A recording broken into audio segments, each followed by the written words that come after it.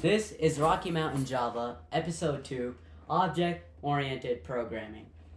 My name is Amog. I am a programmer at my local robotics team, 662 Rocky Mountain Robotics, and today we're going to be teaching you object-oriented programming using these examples like backpacks, cars, and other methods so that you can understand how this essential part of FRC Java works. I'm going to be using backpacks to help you guys explain OOP better. So think of a backpack, the idea of a backpack, how it functions and how it looks.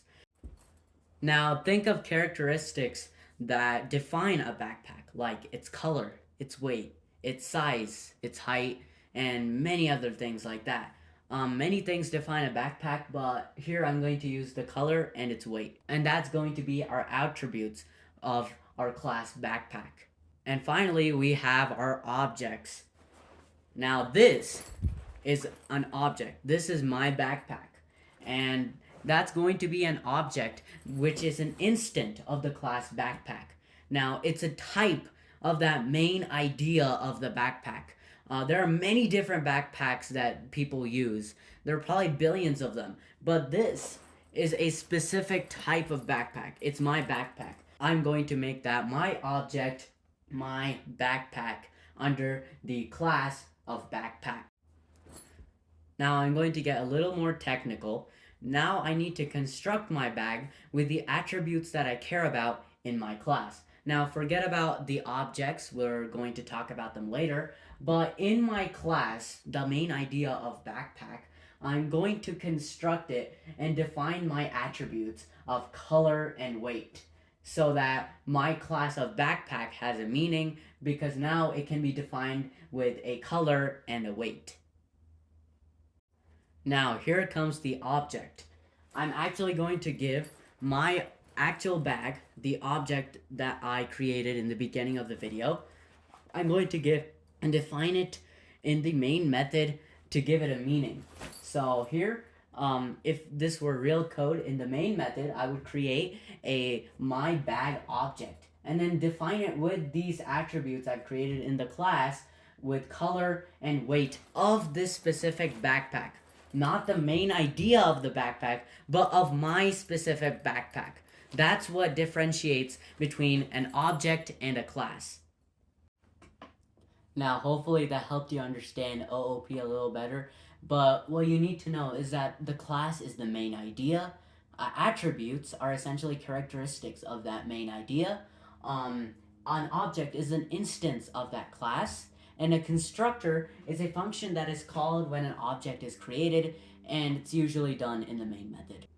Now imagine that we create a class of car. Now this is going to be the main idea of a car. How it functions, how it behaves, etc. Now what are different types of characteristics that define the main idea of a car? It could be the make, the model, the year, the color, and I'm going to make that the attributes of my class car. After I've defined my attributes, I need to make sure I construct those attributes and to give my class a meaning. So in my constructor, I'm going to say this.make is equal to make. This is basically defining what the make is, and I'm also defining the model. However, I've not defined all the attributes because I just want to know the make and model specifically.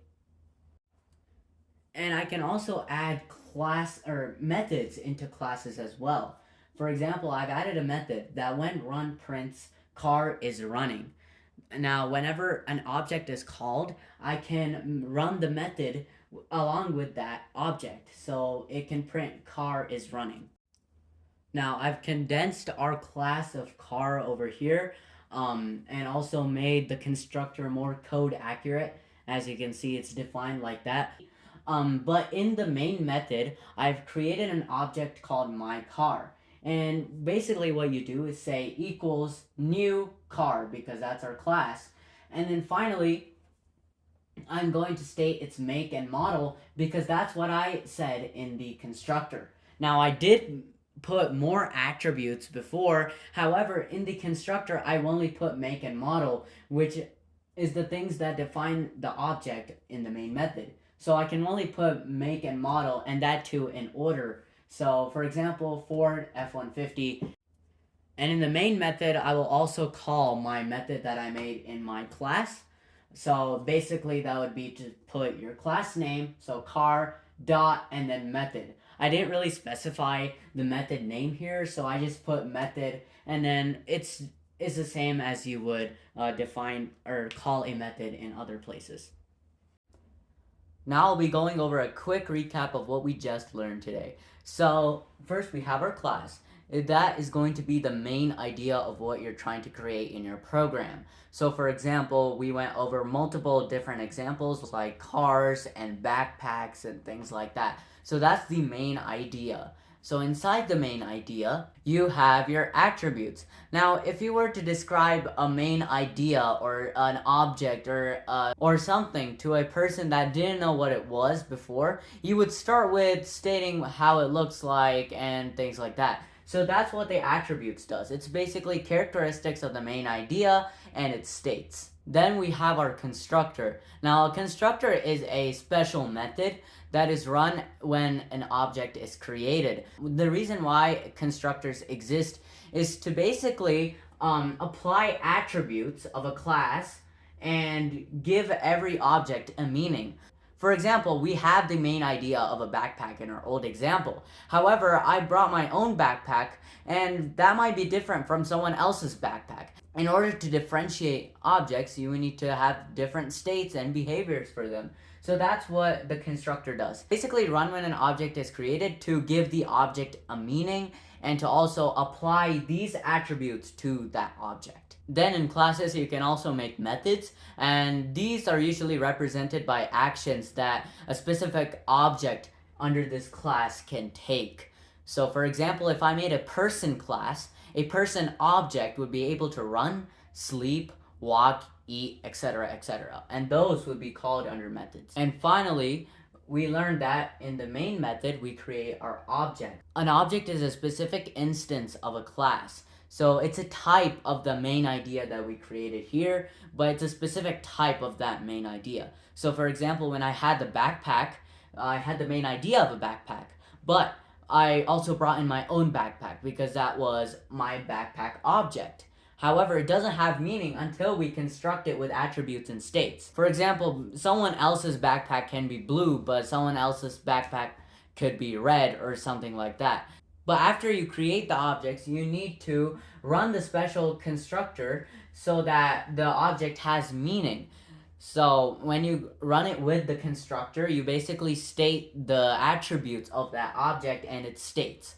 So for example, a black backpack, a blue backpack, a white backpack, etc., etc. Alright, so guys, that was all about OOP that will be applicable in FRC Java. Now, I highly encourage you guys to learn procedural programming before you guys learn object-oriented programming. This is because you need to have a good knowledge and background before you go into object-oriented programming because it can be confusing at first. Now, you might be wondering, well, why do I have to do all of this? It seems pretty straightforward when you just do it procedurally, like coding how you would think, right? Like create variables, then create my calculations, then output, then run methods if applicable, and etc., etc. Now, the reason why we use OOP is that it breaks down complex tasks into simpler components. So for example, if we were to code the entire robot, procedural programming one main method, then that would be very complicated. You would have so many methods, and you would probably have so many conflicts between variables and things like that that would be a nightmare to run. Object-oriented programming simplifies that. You can break a robot, which is huge, into multiple components. Alright guys, thank you very much for watching this video. This was part 1 of OOP. I will release part 2 very soon, and that's gonna be more technical and more like how to code a class, how to create a method in an IDE, and I will also show you FRC specific examples of object-oriented programming, because while we apply all of this stuff, it can look a little confusing on the actual FRC code. But that was all, guys. Thank you very much. If you enjoyed this video, please consider helping me out into creating more of these helpful videos by pressing the like button. And if you want to stay tuned for updates, please consider subscribing. Thank you very much.